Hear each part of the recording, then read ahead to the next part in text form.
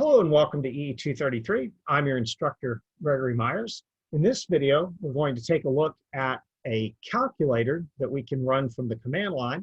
And specifically, we're going to take a look at the approach to writing one using more of a top-down design methodology.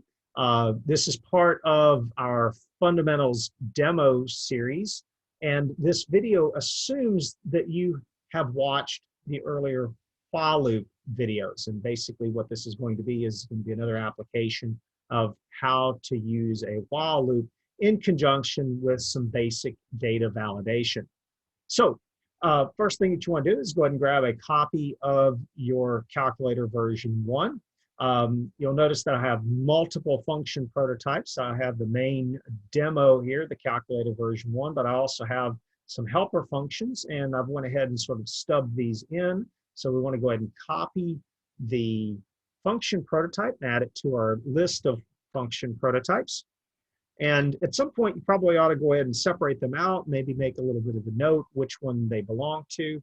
And we'll reuse some of these in future examples. So let's go ahead and copy also the functions themselves. I haven't written any of them yet. We're going to leave that to do in this video, and then go ahead and paste this down here at the bottom of your fundamentals.c.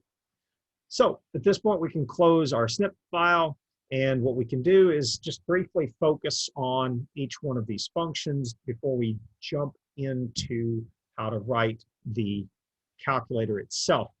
So to begin with, what we want to do is we'll notice that each one of these little helper functions essentially has roughly the same function signature, and I've left the description and the arguments empty so that you can now fill them in.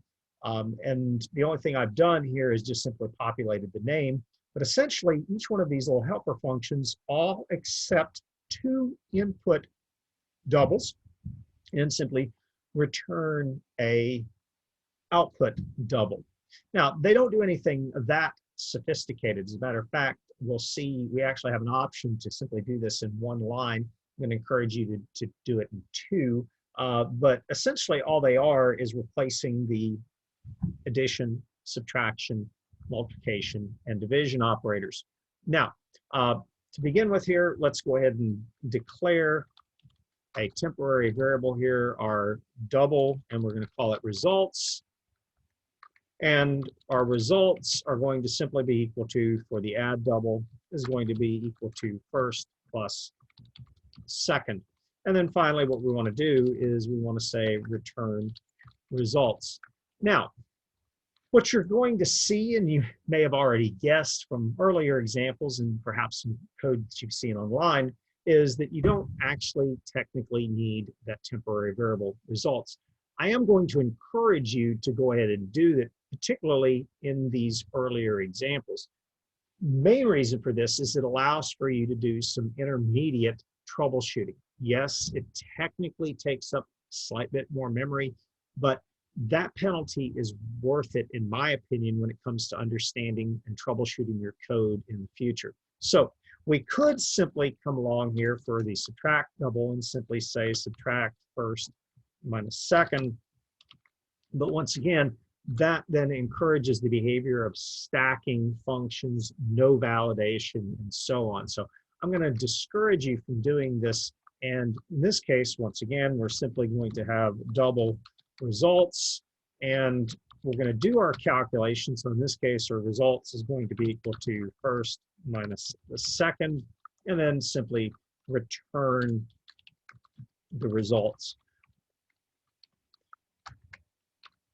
All right, now continuing on here, we have the multiply double. Not much different from the earlier examples. So we have our double results. Our results are going to be equal to our first times our second. And then finally, we return our results.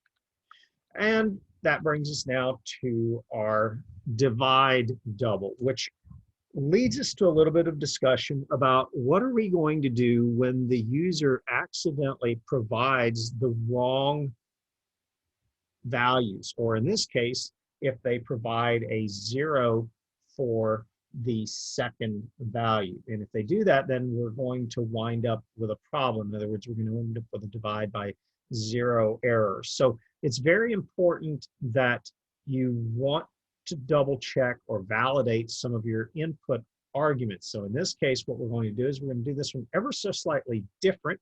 We're going to go ahead and do a double for our results. And then what we want to do now is we want to check to see if our second value is in fact equal to 0. Or we could also do something like if it's not equal to 0. So if it's not equal to 0, then we can proceed with the calculation. Else,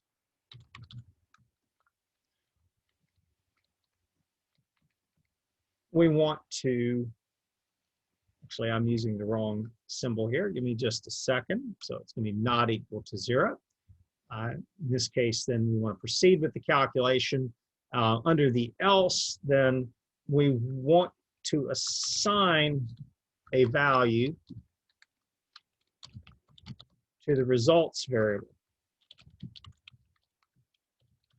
And this is where the discussion comes in. So let's focus on the simpler part. In other words, let's focus on assuming that the user did in fact provide us with a second value that was not equal to 0, in which case we simply say results are going to be equal to first divided by second.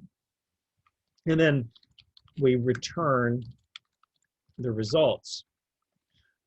The problem arises when we look at what to return when the user accidentally or intentionally, for that matter, provided a second value equal to 0. So the question is, if we return, for instance, results equal to 0, how do we, in fact, delineate between simply an operation that was successful, say, for instance, that the user had the first value equal to 0, so something like 0 divided by 1, of course, would be 0, versus when the user entered in some data erroneously, in other words, the scenario where we had 1 divided by 0. So 0 divided by 1 and 1 divided by 0 mathematically do not result in the same thing. However, we are limited in what we can return in this particular case. So we're going to continue this discussion in further videos. I'll show you some techniques to be able to return essentially a way to return multiple values using structures. In other words, additional information about the success or failure of a function. But in this particular case, we are limited in our options, meaning that with only having 2 input arguments, in this case by-val input arguments, we don't have a lot of flexibility in what we can return. What we do want to focus on is making sure that our executable does not, in fact, crash. So essentially what we're going to do is we're going to take a very conservative or a very defensive posture when it comes to writing code, in that we're going to essentially check at every opportunity and attempt to write code that will survive. So in this particular case, even though it is not mathematically correct, what we want to do is we want to simply return a value for results equal to 0.0.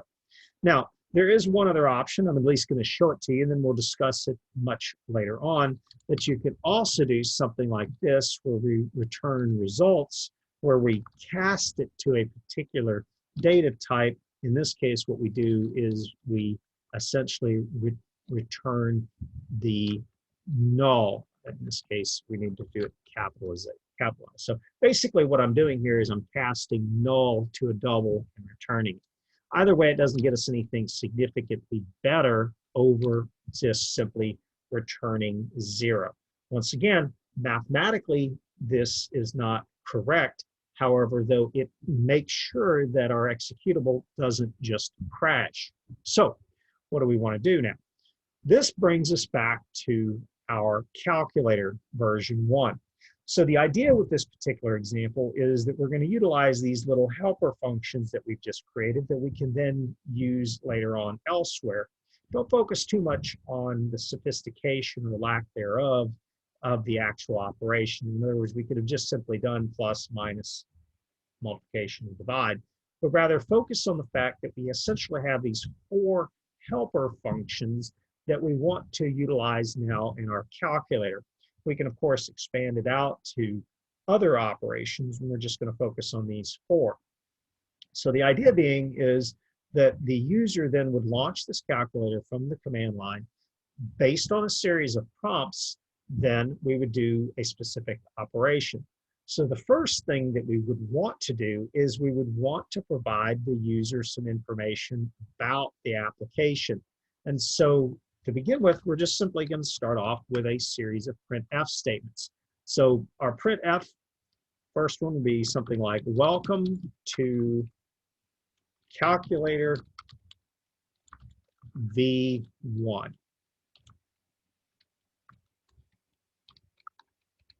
And maybe perhaps you want to have a nice border, followed, of course, by a new line. And we'll probably wind up utilizing this a couple of times, so I'm going to make a copy of it. But then we also want to provide some sort of instructions on how to use the calculator. So, for instance, maybe here, we want to say something like printf allows the user to enter 2 values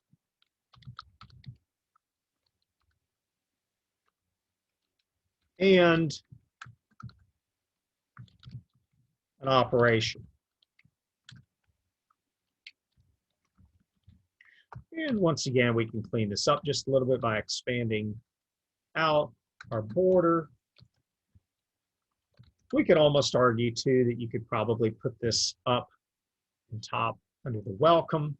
But then what we want to do is we want to provide a list of operations. So what are the basic operations that we're interested in are going to be plus, minus, multiplication, and division. Now, we could enter those values in using just simply those 4 symbols, at which point what we would do is we would simply collect that information using a %C and our scan function.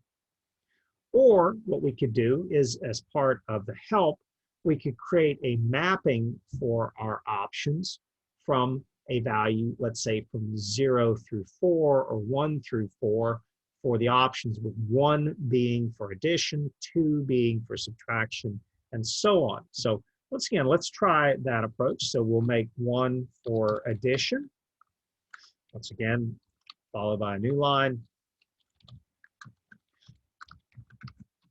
2 for subtraction.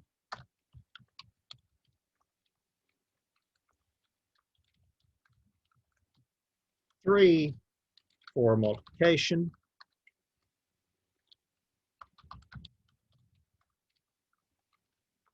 And then 4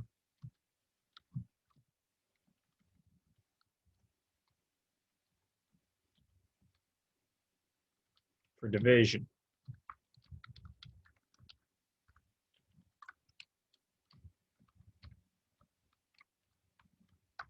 And once again, maybe clean this up just a little bit or add some extra instructions here. So we'll just say something like options. And you'll see that we start to have a nice looking menu. Now at this point, what we want to do is we want to decide, do we want to ask the user to enter in the option first or the values? And there's pros and cons to both of them.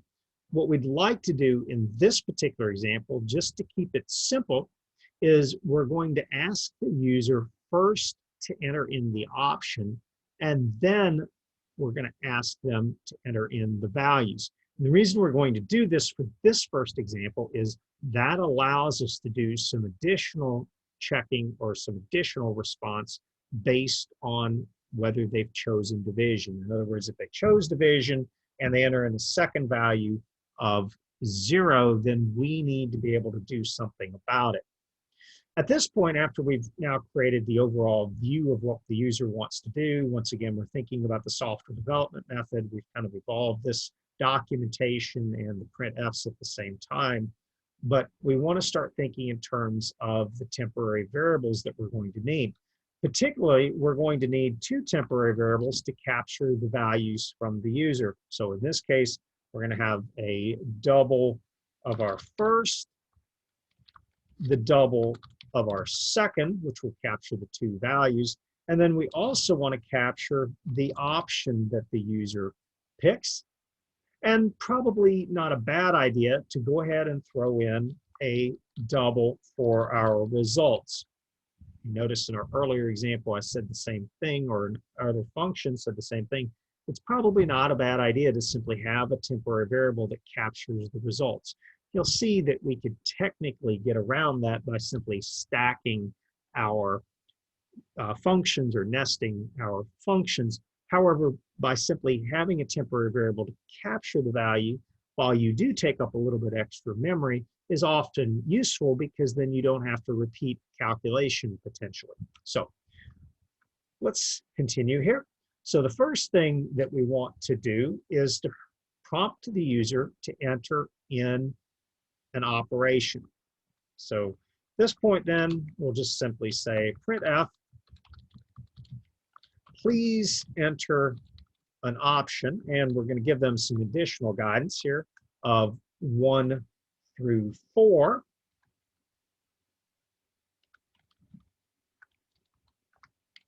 Followed by a scanf with the %d placeholder and the ampersand option. In other words, we want to store it in the option variable. Now, the question becomes, how many times are we going to prompt the user for an option? Well, it works great when the user reads the instructions, but we can't always assume that. And instead, what we'd like to do is to prompt the user multiple times if they pick an option that is not valid. So once again, we probably want to go back to the approach that we took in our earlier while loops video. And that is, we simply add a flag here. Flag variable, we're going to call it valid. You could call it flag, you could call it done, successful, something along those lines. But basically what this does is we're going to use this as a flag to determine whether to continue. And I'm using this in very vague terms because you'll see that sometimes the flag then will determine when to exit out of a while loop, may help us with our if statements and so on. So this is kind of sort of a general approach here, and you can have as many of these flags as you need. So the first thing that you want to do is you want to go ahead and assign a value to our valid flag. So in this case, we're going to say valid is equal to false. Sometimes you'll use positive logic, sometimes you'll use negative logic. In this case, we're essentially going to assume somewhat negative that we should not continue here, so it is false. And then we set up a while loop that says while valid equal to 0, or essentially while valid equal to false. In other words, we assume that the user has not yet entered in a valid option. So we'll go ahead and copy and paste, remove this here. And at this point then, what you can do is you simply have an if statement that checks to see what the value is for the option. So we'll begin with here by just checking to see if the option is in fact greater than or equal to 1. And the option is less than or equal to 4. And that's basically allows us or controls then the values from 1 to 4. We'll see that we'll actually want to tweak this just a little bit. And there are other ways that we could have written this as well, including something like greater than 0 and less than 5. But in this case, though, being inclusive with 1 and 4 with the greater than and equal and less than and equal to operators is perfectly fine. But basically, at this point, then, we simply want to say that valid is, in fact, equal to true. In other words, we can continue with the execution of our code. And under the else, then, in other words, if for some reason we failed to meet those criterion, then we simply want to prompt the user again, which means we run the loop again. And this is probably a worthwhile place just to go ahead and throw in another printf statement, is something like error or warning, invalid option. And we essentially cycle through the while loop one more time, providing the printf and the scanf. Now, before we go any further, we probably ought to talk about what do we do if the user, in fact, didn't want to continue. In other words, basically, they had enough of our application. They maybe accidentally launched it. This wasn't what they wanted to do. And you don't want to force them to continue executing your code. Now, we'll cover this better in later videos, but what you should consider doing in this particular case is offering another option, maybe something like option 0, and in which case then they would not continue with the execution of your code, but more importantly, you wouldn't just stick them inside of a while loop that forces them to continue executing your code. For this example, though, we're going to keep it simple and we're going to focus on the user wanting to continue to run your code and essentially focusing in on them selecting one of these 4 valid options, which means we're going to make the assumption that once you jumped out of your while loop, that you assume the user wants to continue. Now, at this point, then, what you want to do is you want to reset your valid flag to false. So once again, reset this flag back to, I guess you could say, sort of a negative state. In other words, you assume that the user has not yet entered in any valid information moving forward to the next step, which means then we want to prompt the user for the first value and the second value. So in this case, we'll have a printf, please enter a first value or the first value.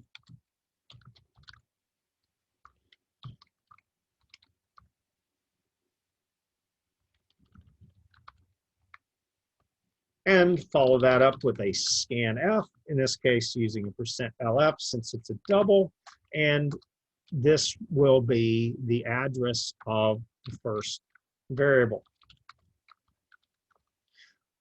We follow this up with a printf of please enter the second value,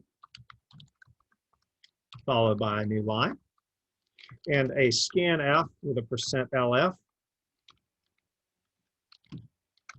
for the second value. Now, this is once again where we come into a little bit of a challenge. Remember, I said earlier that we want to do our best to avoid the possibility of a divide by 0. So what we want to do is we want to simultaneously check to see whether the user has chosen division and whether or not they have entered in a valid second value. So if you think about it from this perspective, if they chose option 1 through 3, we don't really care as long as they've entered in a valid double. But for the fourth option, we have to make sure that the second value is in fact not equal to 0. This is once again where our valid flag comes into play, and it helps us out tremendously. We will start by simply writing our while loop that says while valid equal to false or valid equal to 0. At this point, we will simply push our printf and scanf inside of our while loop. Now what we want to do is we want to think about how do we exit out of this second while loop. Ideally, we only want it to run once. So for the cases of the addition, subtraction, and multiplication, we actually really don't mind what the value is for the second value. It's only in option 4 that we really care. So rather than focus on the first 3 possibilities, let's take a look at that 4th possibility. And specifically what we want to do is we want to take a look at if option is equal to 4 and our second value is equal to 0, what do we do? Now, we can look at it as equal to 0, in which case we want to make sure that we are accurately comparing doubles. Or we can also look at it from the perspective of option equal to 4 and second not equal to 0.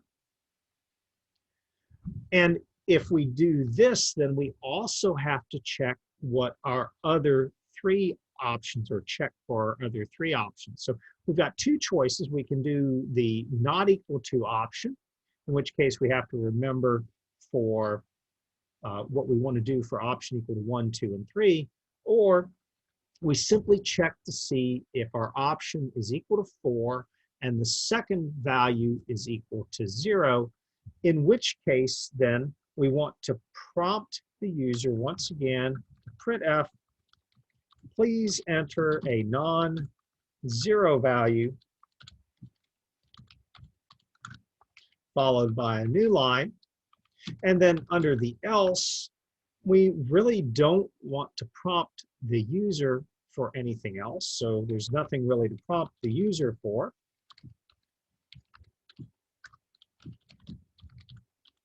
But essentially, all we want to do here is simply assign valid equal to true or valid equal to 1, which allows for us to escape out of this while loop. In other words, we can continue on with the execution of our code.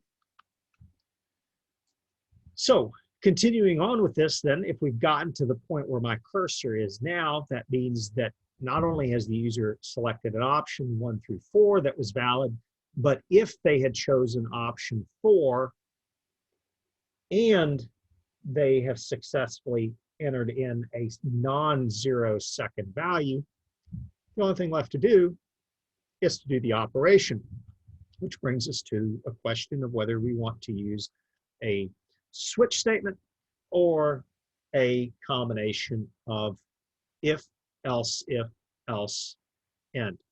So what I'd like to do is I would like to use a switch statement so that we see a little bit of variety. And one of the advantages to using these integer values is that the switch statement lends itself to using integer values. And so to begin with, what we want to do is we simply want to say switch and our option. And then what we want to do now is we want to focus on our cases, particularly the case 1, case 2, case 3, case 4, and technically, even though we should not run into this, our otherwise, or default rather.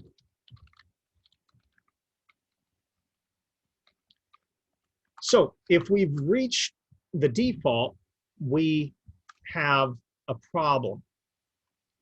So in this case here, we want to go ahead and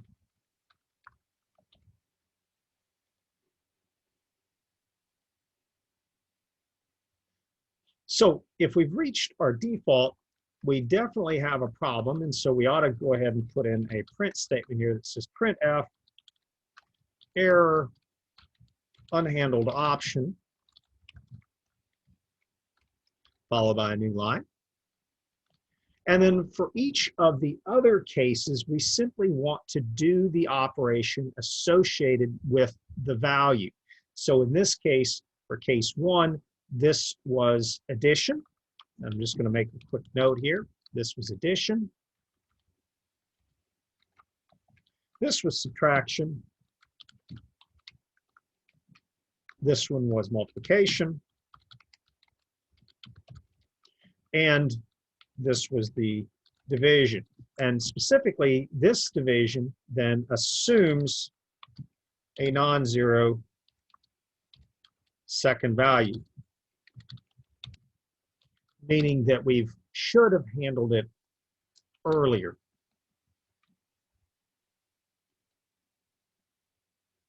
All right, multiplication.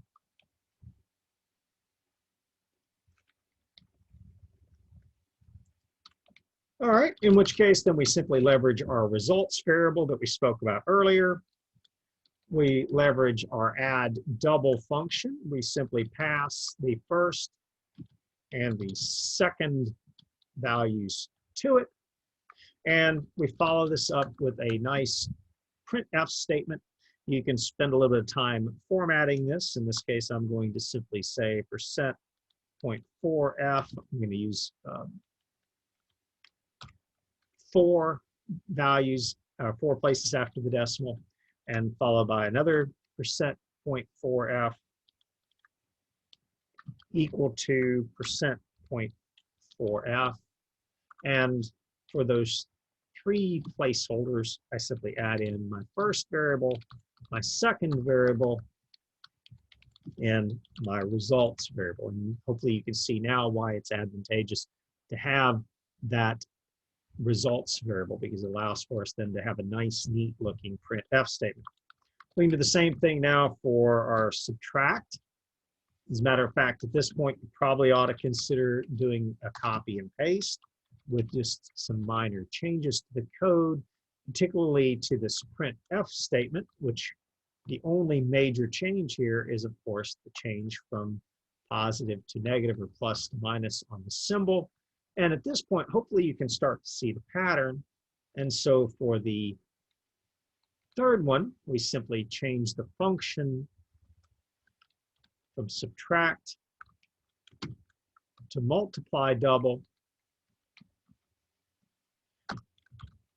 And then for the division,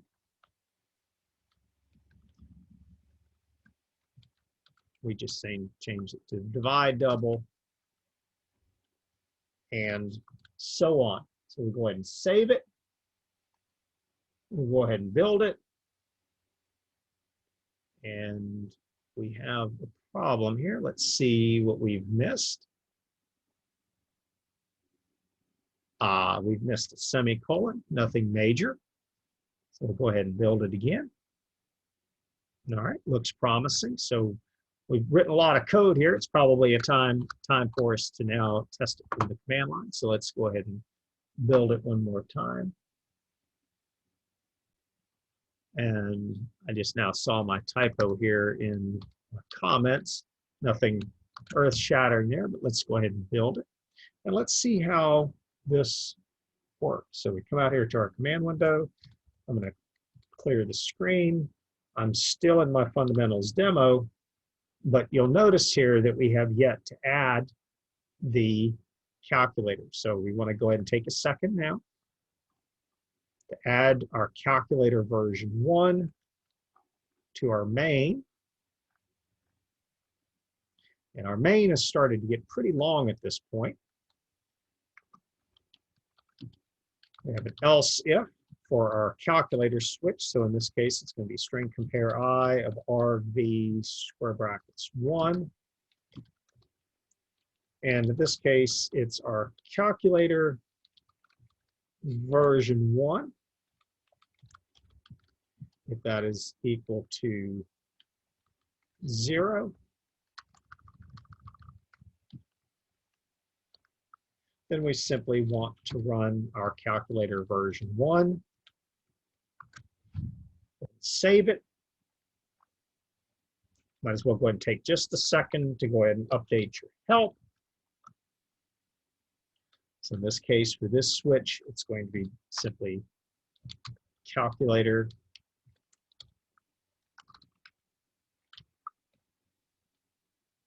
V1. I want to make sure that it matches our function signature. It does. We could have also called this calculator O1 if we wanted to. Wouldn't really have mattered. One last time building it, and now we get to see if we have any runtime errors. Remember that the distinction between the compile errors, the runtime errors, and the logic errors. So we're now looking for runtime and logic errors. So here's our fundamentals demo with our calculator V1 switch. Basic explanation of what this does. We'll start off with the addition. We're going to enter in 1 and 2, and we get an unhandled option, as well as it ran on all 3 of our cases. Hopefully you know why this happened, and if not, let's go back and take another look at how switch statements work. So basically what's happened here is once it executed a successful case, it continued through all of the subsequent cases. If you are not familiar with how a switch case statement works, I would suggest that you take a look at one of my videos focusing on the switch case. And if you are, you're probably already making the changes to our code or have already done so. But what is missing here is that after each one of the cases, we simply want to include the break. Now, I intentionally left this mistake in so that you could see the behavior. We talk about it. We oftentimes don't demonstrate it. But basically what happened here was that the first successful case that was ran or was matched then ran that code, but also the code afterwards. And I'm not yet compiled this, so I want to show you one more time the difference here. So if I run my calculator version 1 and I select subtraction, if I specify 2 and then 1 for the second value, you'll notice that the first time I ran it, I successfully matched addition, in other words, option 1, which means I ran every subsequent case after addition. In the second example, since I selected option 2, I skipped over option 1, but did run option 2, 3, and 4. So notice basically what it does is it picks up after the first successful or first matching case. Now with the break, we only run one case at a time. This is a useful feature in C, but only in specific scenarios. So sometimes you'll find yourself wanting to use an if else end instead, or just simply remember to put a break. All right, so let's build it. Let's come back out to the console. We'll go ahead and clear our screen. We'll go ahead and run calculator version 1 once more, enter an option. So in this case, 1, and enter in 1.0 for the first value, 2.0 for the second value, and there you go. 1 plus 2 is now 3. We can check our subtraction. So enter in option 2, put in 2, 1. You'll see here in both cases, both examples, we only ran one case out of our switch. For the multiplication, we'll give that one a shot, see how that one works. Please enter in value. We'll pick in 2.0 for the first value, 3.0 for the second value. Sure enough, it is in fact 6. Once again, good to know that we can still do basic arithmetic. And now for the challenging one, and that is going to be division. So in this case, we'll enter the first value. We're going to try to break it right off the bat. you'll see that we entered in 0. It prompts us for please enter the second value, and it also warns us please enter a non-zero value. You could perhaps be a little more aggressive, say error, something along those lines. I'll leave that up to you. But notice it doesn't prompt us for the first value again. It simply prompts us for the second value, in which case I'm going to put in 0.5.